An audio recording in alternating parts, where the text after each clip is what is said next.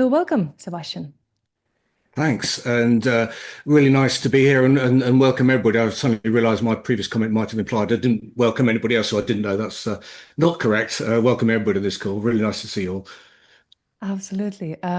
So Sebastian is really deeply experienced executive and team coach, a researcher, someone who is ultimately bringing both the practical world and the wisdom of an academic rigor into our field.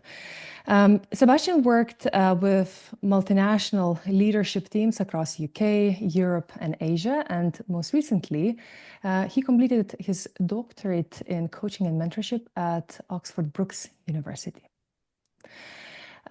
So there, he was conducting, in my view, really groundbreaking research into how teams experience coaching and what they find helpful.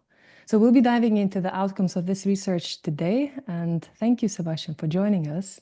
And we're looking forward to explore with you the emergence in team coaching. Over to you. Great, thanks, Egla. And so, look, um, with that introduction, I hope it won't disappoint. Basically, what I'd like to do over the next 50 minutes or so is share some top-line thoughts around what is emergence, how it comes about, and really hopefully give you, whether you're working or have worked extensively with teams or just starting out, something really for you to think about in your own practice. And really, as we'll talk about, emergence is something that is alluded to. Perhaps I think there are some authors that talk about it, but in terms of the main um, team coach teaching bodies, in fact, coaching bodies per se, but I'm talking specifically team coaching here, and the literature, very little talks about emergence. So hopefully it'll give you something new to think about in your practice, whether you choose to work emergently or not. So I'm going to share the slides if everything works and crack on. So what I'd like to do is just take you quickly through what we're going to talk about this afternoon, and just a little bit about setting the scene and the context, but I think that is so important. A little bit about why or how team coaching has been perceived to be helpful in the past, and why perhaps there are some issue with goals, which actually I'll just talk about very, very briefly. Then go on to the research, and then hopefully at the end there'll be time to talk about some guidelines for you if you do want to talk emergently. I do encourage you to ask questions, please, particularly if something I've said doesn't make sense. Please feel free to ask. The chat box is being monitored, so hopefully there'll be some opportunities to ask.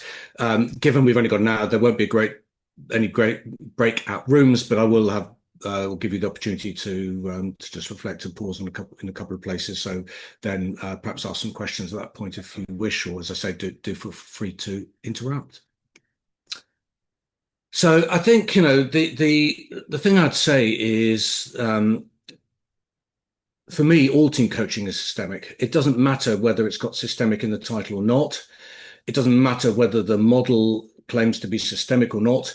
I believe that all team coaching is inherently systemic, and it is because if nothing else, a team's a system. When we're coaching one-to-one, we are coaching a system, even if it's a small one. So I think the first thing I would do is really say that even though you may not hear me talk about systemic very much in this talk, for me, it's a given. All team coaching is systemic. And the really important thing, which we don't have time to discuss, but is the key thing, I think, is what do you understand by system? And there are different definitions. And I think one of the issues with team coaching models and literature, frankly, is that the definitions are quite skewed in a particular way, which I don't think actually necessarily helps us as team coaches or necessarily helps our clients. I think the second thing I would say is that all team coaching is contextual and situational. No two teams are the same. No organizations are the same. And I would also argue that no two team coaching sessions with the same team is the same. That may be at a very obvious level, team member leaves or a new one joins.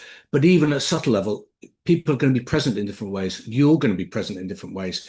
And I think all these things, which we perhaps take for granted, are going to either profoundly or subtly impact the way that the coaching unfolds. So I think, remember, each situation is unique. I think also, again, not really time to go into this, but I did want to point out there's no common agreement as to what team coaching is. Some people believe it's to do with high performance. There are some well-known authors who talk about removing dysfunctions of the team. There are lots of different definitions, and you know, I would argue there's no right or wrong definition. It's what your understanding of team coaching is and being clear to your clients what that is. There's no common view on that, Siobhan. I think it depends entirely on you and your perspective. For me, team coaching is about working with teams. They don't have to be executive teams, but they are intact teams who fulfill the definition of a team. That's probably the most important thing, which again, there is probably more agreement on what is the definition of a team. The Katzenbach and Smith 1993 definition is the one that's probably the one that most people adhere to. And indeed, Mark, exactly right. Flexibility is key, and adaptability. So exactly. Can you move on, please?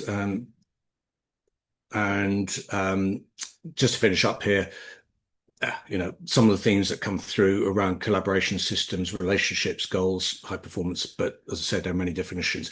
I think the other thing that I did want to point out is that for me, despite all the different definitions, the key question is, what are we actually doing team coaching for? What's its purpose? Again, I think you'll find different answers to this depending on your ask. But for me, team coaching is about helping teams achieve some form of change. So that's really what underpins it. Next slide, please. So I think the question I really wanted to pose to you all is, how do we know when a team coaching session has been helpful or successful?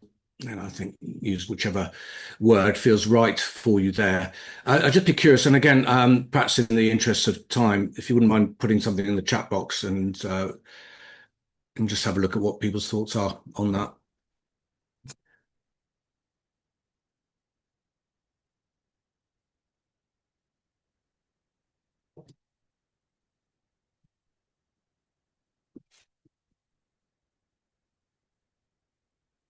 Okay. So yeah, more clarity. Team have told you they've done something that's shown something's changed. Yeah, yeah. Success defined by the team, Caroline. Yeah. Sense of shift. Yeah. New insights, movement to their thinking, clarity. Sorry. Thank you, everyone. This is great, but I'm afraid I can't read everyone. So apologies if I miss you out. Accomplished goals, renewed purpose, team able to stay in conversation. Thank you, Rachel. Team singing from the same hymn sheet, Siobhan. Stephanie, success on a day-to-day basis is only to find out. You can only find out with follow-up meetings. Yeah. So again, I think the point being there's quite a wide range of ways that you can actually determine, or more to the point, the team could determine whether they feel the coaching has been success. And again, there's no right or wrong answer here. And I think other than perhaps it's down to the team to decide what success looks like. But I think as coaches, we're quite wedded to the notion that we've got to achieve the goal for the session or goal for the program. And I would challenge that. I don't actually think achieving goals is necessarily a useful or the best way to find out whether a session's been useful. It's a way, and I'll go on to talk about why I think that in due course. Next slide, please. So very, very briefly, the research which referred to earlier on was qualitative study, 25 members, 25 team members and coaches based internationally. And I was really looking at what they thought was helpful for individual sessions with really the aim of producing a framework and guideline to help team coaches work emergently if they want to do so. And that's really what I want to focus on now. So if we go forward to the next slide, then I think what I want to do is leave you for a moment with that definition, because actually this came out of my research in terms of what teams do find useful. And I'll let you read it. But as you can see, what I'm saying there is that team coaching is useful, and this is the important bit, when team members work through the process of achieving something they set out to do. That might be what they set out to do at the beginning.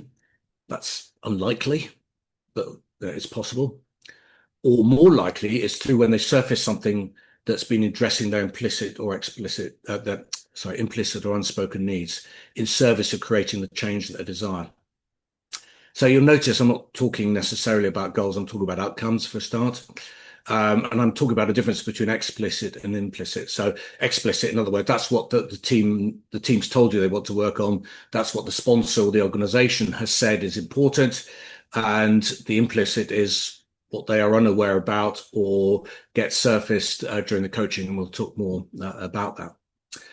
And in order for emergence to happen, there's really two interconnected but separate processes. There are some foundational conditions in place, and then there's the influencing conditions which lead to emergence or emergent conditions. So again, if you could go forward a slide, please. And I think the foundational conditions, these are ones that you're probably going to be familiar to a greater or lesser extent. So, you've got establishing a common understanding, and that's largely contracting. So, all of you will be familiar with contracting. But what I would suggest is that it goes beyond contracting because, we talk about contracting or the contracting icebergs are above the surface and below the surface. And I think that's really important. And what's more is I think understanding and managing expectations is really key to all of this because if you are clear and the team is clear as to what their expectations are, it's much easier for you then during the coaching and towards the end of the coaching to refer back to those expectations and ask them whether they've been met. And for me, in many ways, that's a mark of success. Have you achieved what it is they expected from the coaching? And they're not always going to say yes. That's the nature of team coaching. But by asking the question, it surfaces for them what they want to get from the coaching and gives you a pretty clear idea of whether their expectations are realistic, because they might say to you something that you can just sit there and think, that's never going to happen. Or coaching is not designed to do that, or something that raises a real alarm bell for you. So that gives you an opportunity to then manage those expectations at the start and then carrying on through the coaching. The second foundational condition is being safe enough. Now, I think all of you will be familiar with psychological safety. The reason I don't call it psychological safety is because as I was going through my interviews, what became clear to me is that psychological safety in the way that it's defined and generally understood when we're talking teams and, Amy Edmondson's definition about it being a team-wide construct sufficient for people to be able to learn safely. I don't think that's useful in other than a very general sense, because actually safety is a very personal construct. What makes me feel safe or enables me to feel safe in a session and what enables each of you to feel safe in a session might be very different. What triggers each of us is going to be different. What's happened to us the morning or the day or, the moments before we walk to the session or in the session might trigger someone and not trigger someone else. So I'd really urge you when you're working with teams or groups to be really cognizant of the fact that just because it feels a safe environment to you, and again, I completely accept this is a very imprecise art. You can't measure psychological safety in any meaningful way. But I think I'd really urge you to look out for signs that people are not feeling safe enough in the moment to do the work that needs to be done. So either they are keeping quiet, they're disengaged, they're sitting back, they're crossing their arms, they've stormed out the room. Probably an indication that they're not feeling safe enough to carry on the work that needs to be done. So again, just be really careful about how you think about psychological safety.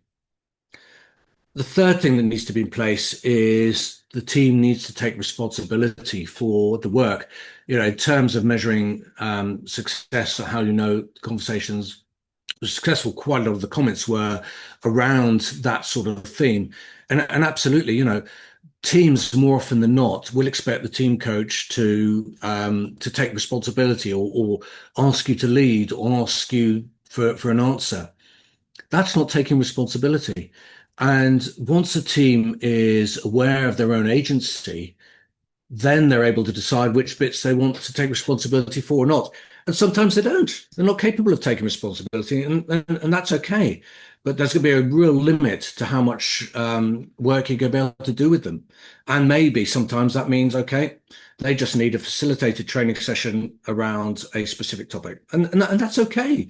There's no judgment around this. But I think what's important is recognizing what's most appropriate in the moment, because trust me, I've done this and it did not go well. If you try and work emergently with a team that's not prepared to take responsibility, um, it's not a comfortable experience. So just be aware of that.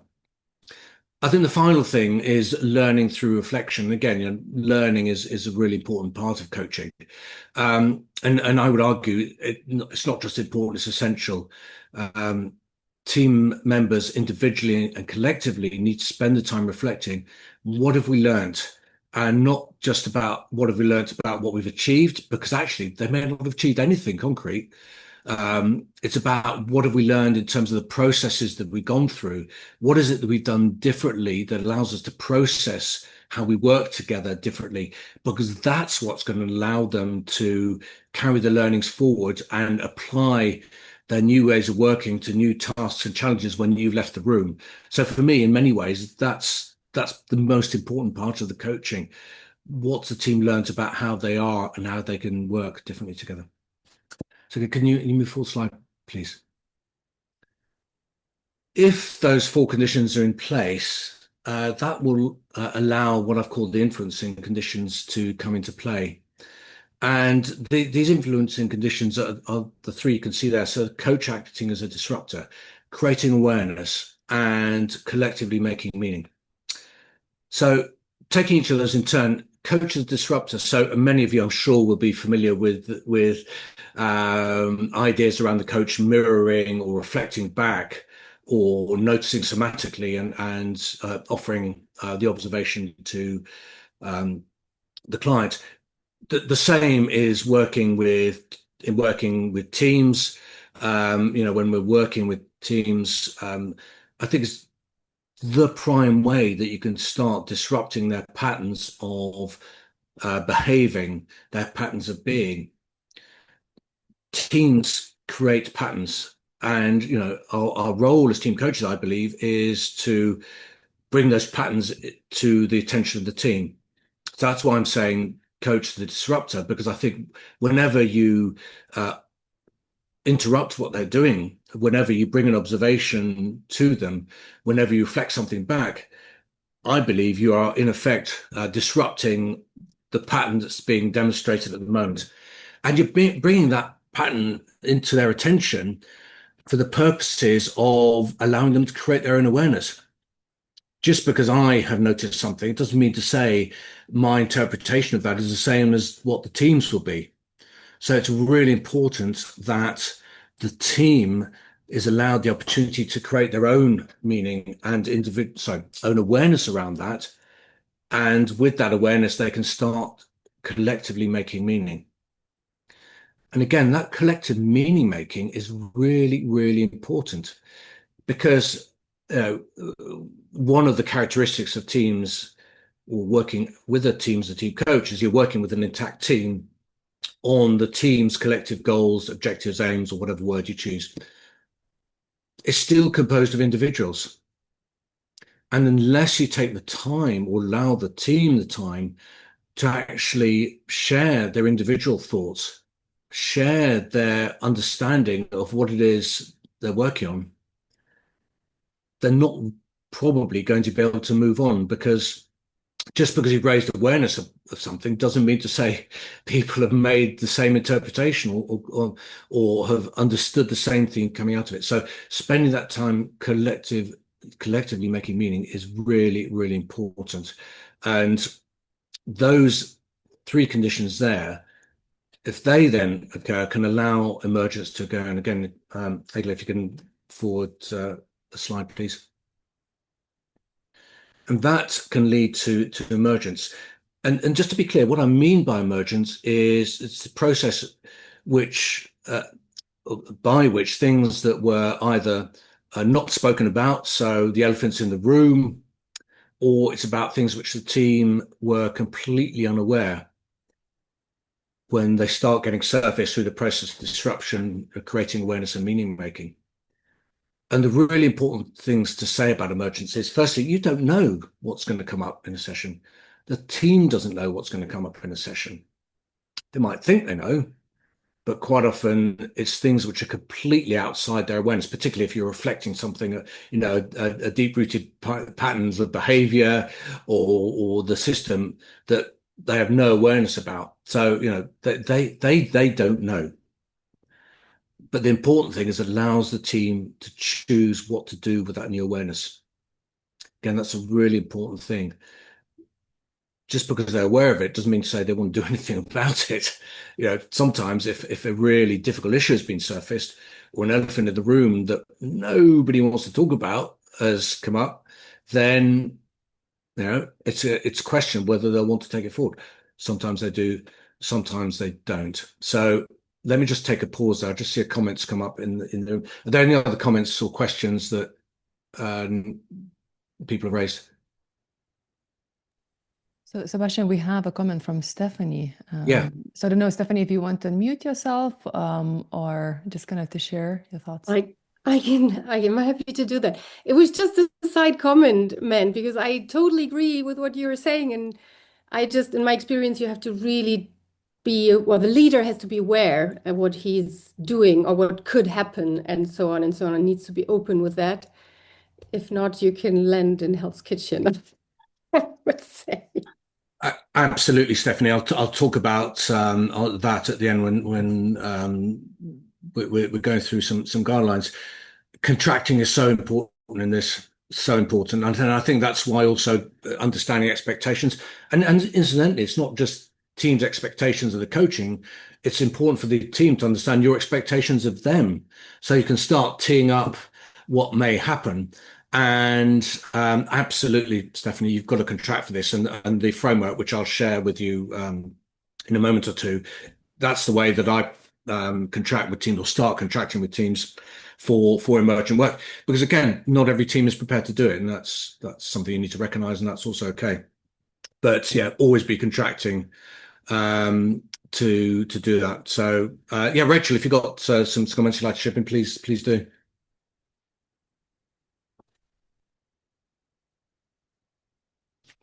No, I think you're going to come to it, Seb. I was just wondering, if you'd like, I think you just said what some things you found useful for contracting and exploring expectations. So kind of I hear you conceptually position it, and I'm wondering what that looks like in reality, around the work that you do. Yeah, so I mean, I think thank you, Rachel. I think in terms of setting expectations, now I'm very deliberate at the early stages. So when I'm having initial discovery conversations with people, I'll be very deliberate to ask what their expectations are. That may or may not form part of the feedback to the team at the initial session, because everybody's expectations are aligned, which they sometimes are. That's okay. Often they're not, or else they're subtly different. And even having that conversation with the team and everybody there can reveal some interesting things about the team and how they're working together. So it's spending time at the beginning and explicitly asking people around expectations. And Rachel, you'll know this from your work with Georgina Woodstra, ABC, always be contracting. And if you've set up the conditions at the beginning that emergence is something that the team is comfortable working with, then it's something I'll constantly refer back to, because quite often during the course of a session, something will happen that I can say, oh, okay, well, you just experienced a bit of emergence there, something that you weren't aware about. What do you want to do with it? Do you want to talk about it more or move on to something else? So it's things like that I would do. Does that help? Okay. All right. Any other comments or questions? No? Okay. Can we move forward again, please?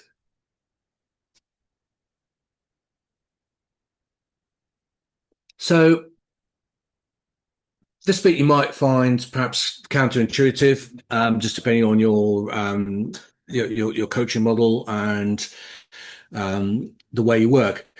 But what I wanted to be very clear on is that meeting goals that you agree at the beginning of the coaching or meeting a predetermined goal, be that high performance or something else, might be perceived to be helpful.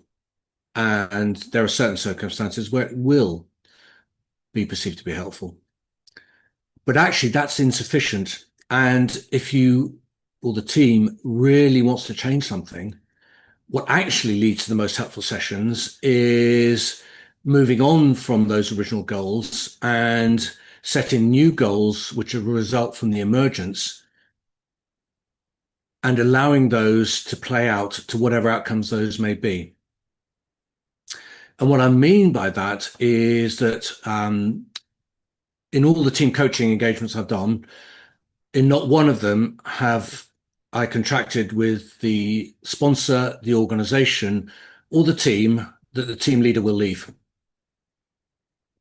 But yet, coming out of the coaching, the team leader leaving the team was the thing that allowed the team to move on most. It was what the team needed, what the system needed in order to affect the change they wanted. And that emergent outcome would never have happened if the team had just stuck to the predetermined goals that are agreed at the outset. So this can be very powerful, but it does need to be contracted for really carefully. You know, you are treading in areas that can be difficult for the team to talk about. So you do need to be careful. But if the team is prepared to engage and they're prepared to work emergently, it can be tremendously powerful. And I've just said that, you know, not all teams are prepared to work emergently. In that case, that's all right. But you'll probably want to change your approach to be more facilitative, perhaps more training orientated. It depends. Again, there's no right or wrong answer, but it is really important to meet the team where they're at. And that what that also means in practice is that sometimes, and more particularly as you start off a coaching session, a team probably won't know what emergence feels like till it actually starts happening. And they probably need to build up enough trust in you to allow that emergence to happen. So, you're not going to be able to jump or turn the dial up from 0 non-emergent facilitated session to 10 completely emergent. That's not likely to work. So you're probably going to be a bit more facilitative at the start, or certainly a bit more directive, I would say. And what you find in as you, what one finds, what I've found as I go through sessions is that typically, as a team builds its confidence in its own ability, as it takes more agency about what it can and can't change and what it wants to change and what it doesn't want to change, you're able to step back a bit and just ask them a question. What do you want to do about this? What experiment would you suggest to allow you to work this through?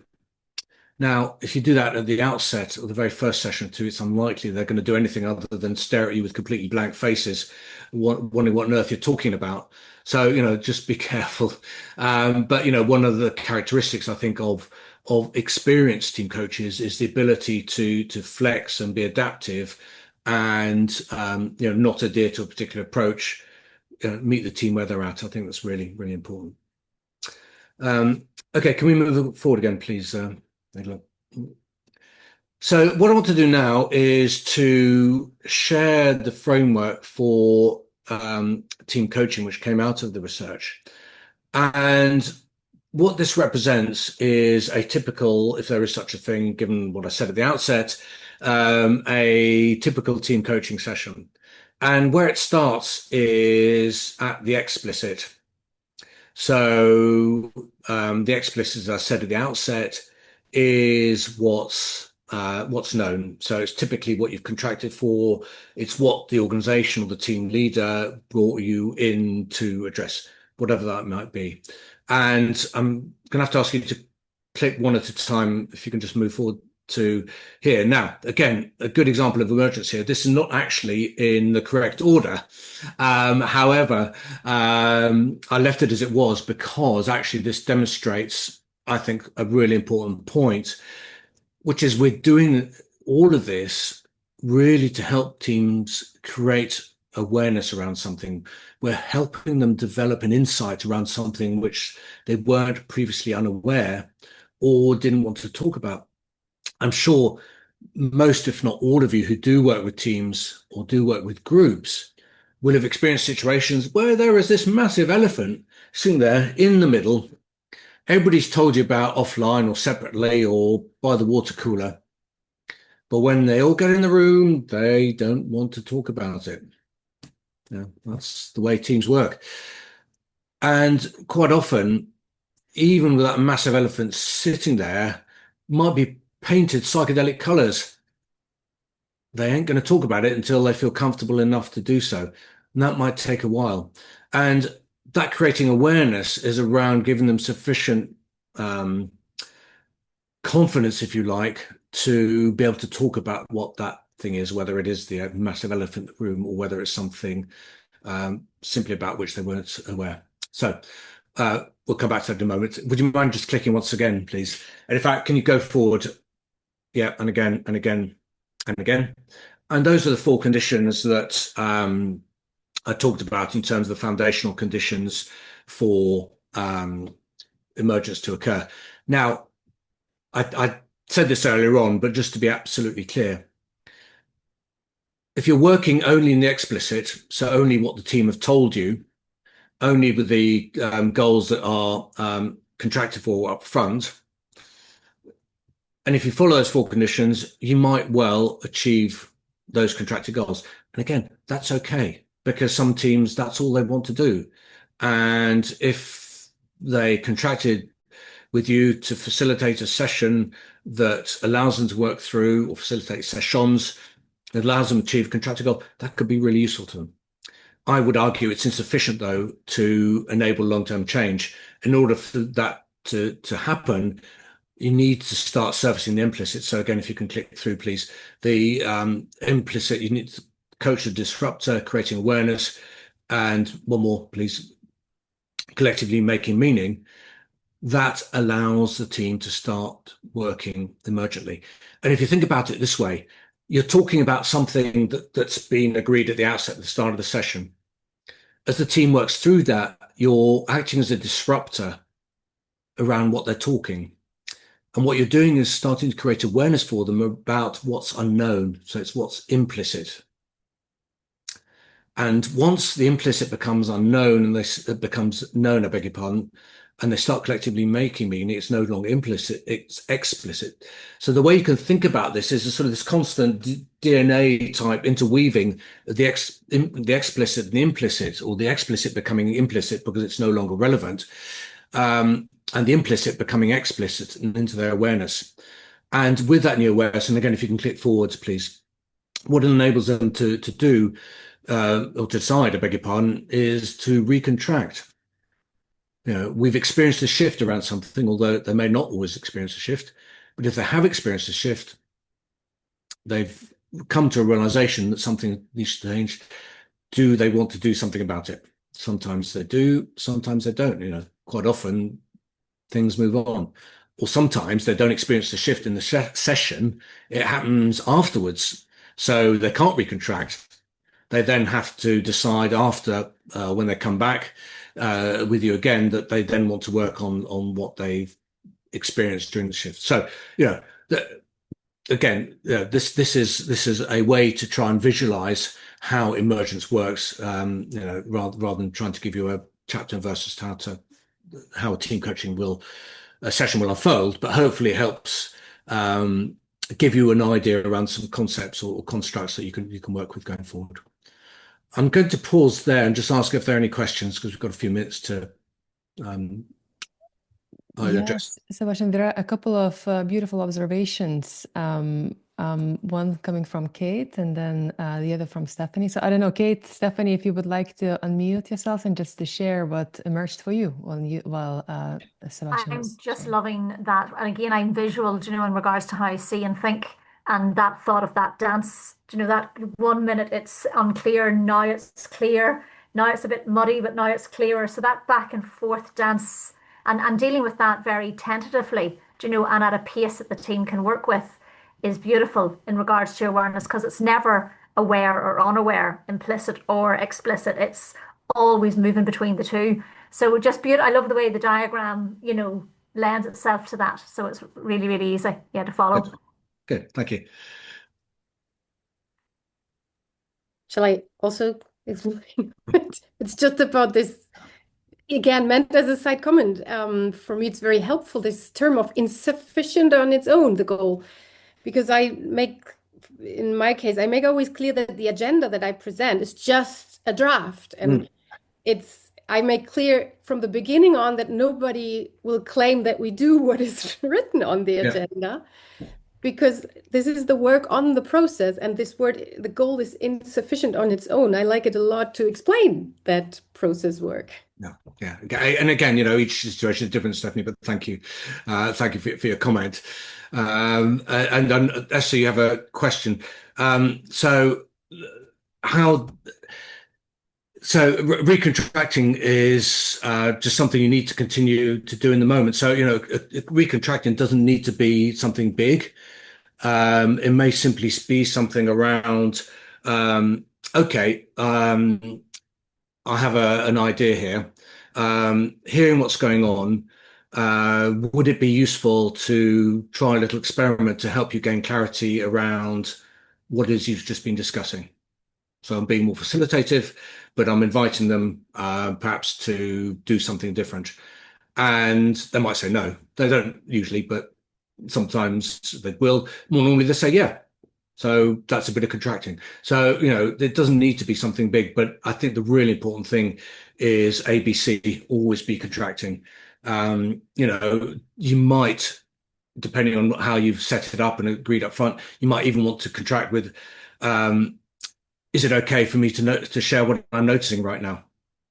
Now, again, the fact you've interrupted them and asked means they're probably unlikely to say no, but at least you're contracting to interrupt and do something. So, you know, it's little things like that. And I think for the organization, for me, the really important thing is that it's the team, or perhaps more specifically the team leader, that needs to recontract with the sponsor or the organization. They need to take responsibility. It's not your responsibility as a coach to recontract what their goals are with their sponsor. So I'd really encourage you to avoid doing that because that then shifts the power and I think also shifts the responsibility for the team achieving something to you. And hopefully, as I've argued quite strongly, it's the team's responsibility, not yours. So that would be my answer. And Tim, I noticed you had a question there. So I think in terms of tips, you don't need to start with anything more than a light observation, which might be I'm noticing the energy's changed in the room. I'm wondering if anybody else has noticed that. What might it mean for you? And that in itself might be sufficient to allow them to access what's going on. And then I like energy because energy is a one that's quite obvious to many people, and so a good one to start with. I might, depending if I know the team well, I might just simply say, "What's everybody not talking about here?" I mean, I wouldn't do that straight out, but you know, if they've worked with you for a while and they're used to working with you, that might be an okay question as well. So I think it depends. But again, I think as a general answer to your question, I would choose something that isn't too threatening for them and is something fairly obvious. So you're not getting them to do too much work up front would be my view, Tim. Ma, you have a question? Yes. Okay. Can you hear me well? Yes. Okay, lovely. All right. So my question is, well, my first thing is I know that we want to get them to experience emergence. Now, if the team leader is out of the room and the team members feel more comfortable and they decide that, okay, this is the goal that they want to achieve, and you're on board with that because you see that it would create unity, what do you do if they decide that this is the goal that they want? The team leader comes back in and with the old goal and said, well, I thought the goal was this. How do you bridge that gap so that there isn't even more conflict between the team leader and the team, even though they're working as unified? Yeah, so that's an interesting question, Mar. And my first observation is that I would never coach a team without the team leader. The team lead, for me and Mike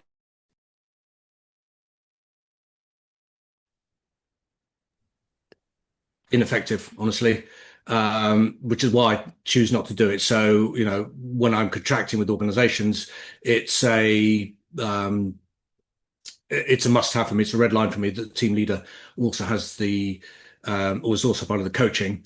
But recognizing that's my choice. If you do differently, again, I think the only way you can actually effectively tackle that is say to them, what you please share what you've agreed now with your leader, because again, I think if you do anything else, it shifts the responsibility to you as a coach, and I think that will very quickly put you in an invidious position.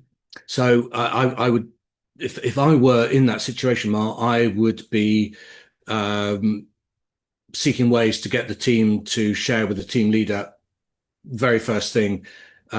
This is what we've decided, and this is why we decided it, and let them have a dialogue. So I'm not sure if that's the answer you were hoping You know for, what? but that's what I would do. I like the answer. I was curious because sometimes it goes in ways that you really can't predict. Yeah, And if the team is going in a way and it's not necessarily the goal, but you're like, oh, this is really good. And then the team leader comes in. So it's not to do it purposely, but sometimes things just happen.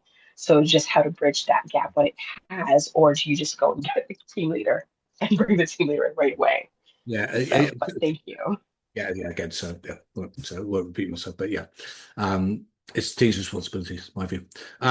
I noticed there's another question from Rachel there, but perhaps we can move on, and then I'll pick up the end any other questions. So if you don't mind sharing and going forward again, please.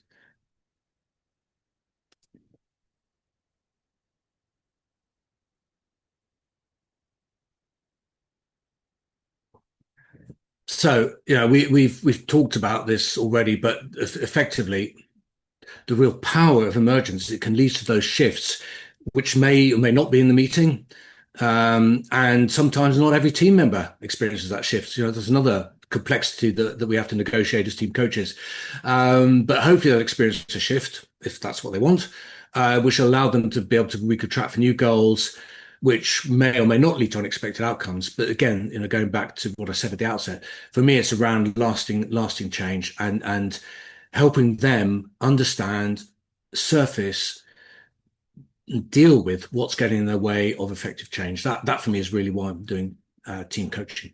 So again, would you mind going forward, please? So just to recap, this was the definition I shared with you earlier on, and really the key thing that I would say to you that came out of my research, and you may agree or disagree with this, is that going into team coaching, other than in really specific circumstances, with a predetermined goal, be that high performance, to deal with relational dynamics, to sort out their dysfunctions, or anything that you said, started from here, going to there, this is what my coaching will achieve, is not what my research showed teams found most useful.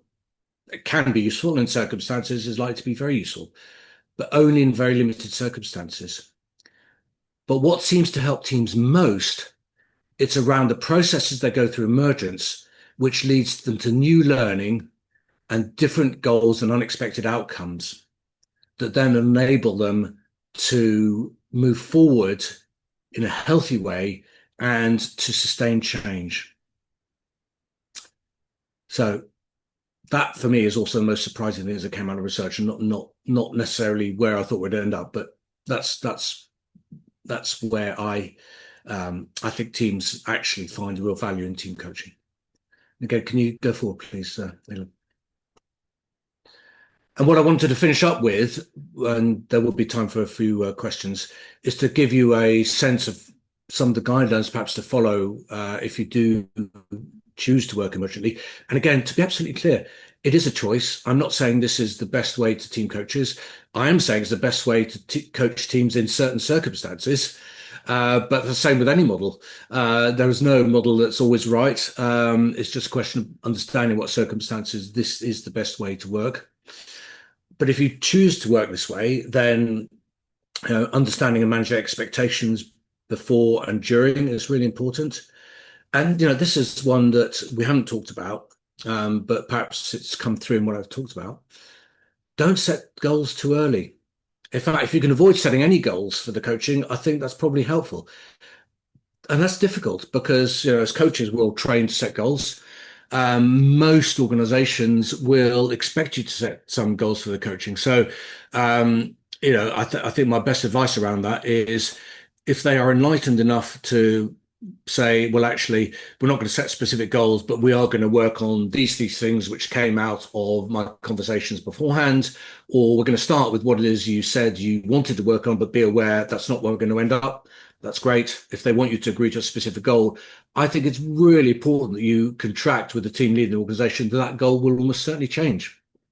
But again, it's your choice. It's no, I'm not saying this is right or wrong, but hopefully if you do decide to work emergently, there are some ways it can make your life easier, and certainly make the team's life easier in terms of managing expectations. And we talked about this in context of a question earlier. Do contract for emergent goals. I think it's really important that you have that conversation explicitly with the team and the sponsor, that if you do work emergently, where you end up might be very different from where you started off. So, having an understanding of how the team and how the organization will understand or measure success is, I think, really important. Again, no time to discuss this, but I think ROI is an unhelpful way to measure success in team coaching.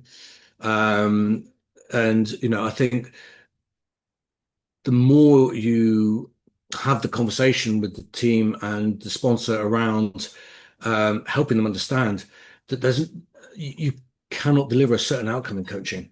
There are just too many variables outside your control. That I think that the more likely you are to be able to help the team achieve something that's really valuable and helpful to them. And I think as part of that, focus on helping them understand what they've learned around what they've changed, not just learned how they changed, so the process, not just the what.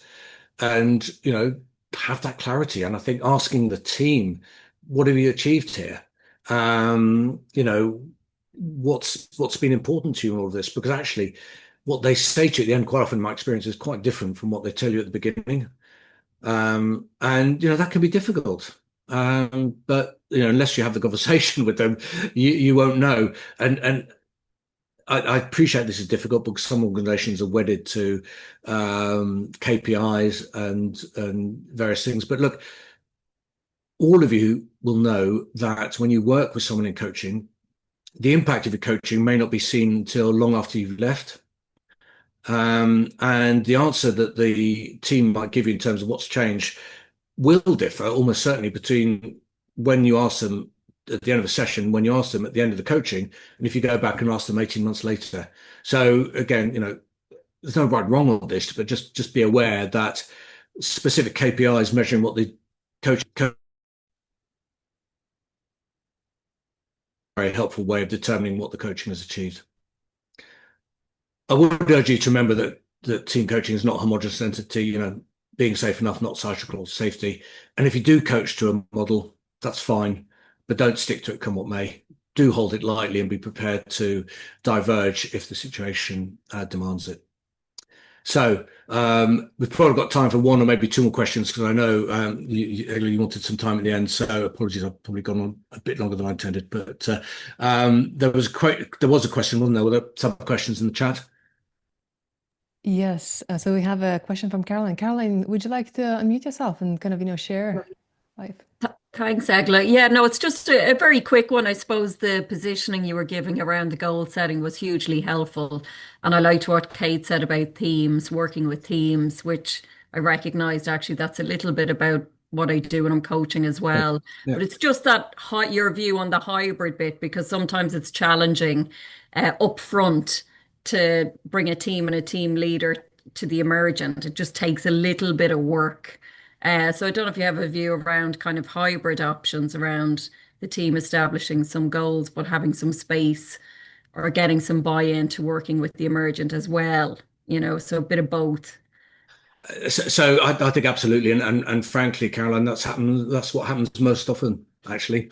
So again, to be clear, I don't go in and contract for completely emergent goals, which are completely undefined. That's not going to wash in my experience. So I think you do have to agree something specific to work on. And if that requires then a specific goal in terms of what that looks like at the end of the process, I think that's okay, as long as you add a caveat, if you wish, that be aware that this is not necessarily where we'll end up. We're working on it at this moment, but my experience as a coach is that things will change. So we'll need to come back and have that conversation with you. So I wouldn't make a big deal of it, but I would just go with them, because as I said in the slides, you've got to meet the team and the organization where it's at, otherwise they're not going to employ you anyway. So I think having that flexibility is key.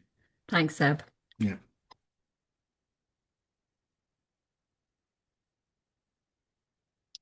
Any others? Any other time? We've got time for what? No time. Sorry. Okay. Can I just say then, thank you. I'm very happy to connect with people. And if you've got other questions or want to follow up with me afterwards, very, very happy to continue the conversation. Thank you so much, Sebastian, for your generosity coming in and sharing. I find your model, the meta coaching model, a very elegant way of kind of bringing a little bit more clarity in the processes which are less tangible. So I truly appreciate that. You can see the contact details, how you can connect with Seb if you want to continue the conversation. And in the next few minutes before we close, just a very quick preview of what's coming up in the Team Coaching Circle community. So in July, we'll be meeting Duncan Lewin, who is working with boards, and he will be covering the topic of relational team coaching. In July, we, together with Jennifer, who is on this call too, we are organizing an informal in-person meetup for the community based in Ireland, around the Ireland, or just traveling to Ireland at that time. So if you are interested, please fill in this form. I just posted the note in chat if you would be interested in joining this session. And in August, we will regroup to celebrate the launch of the book, Becoming a Team Coach, the Essential ICF Guide, with 3 authors. So we will have Paul Barber, Lucy Widdowson, and Katerina Canelidou, who will share the insights from their book. Thank you, everyone, for dialing in today. It was great to connect with you all. Sebastian, really appreciate the work which you are doing in this space and sharing it with us. And see you all next month.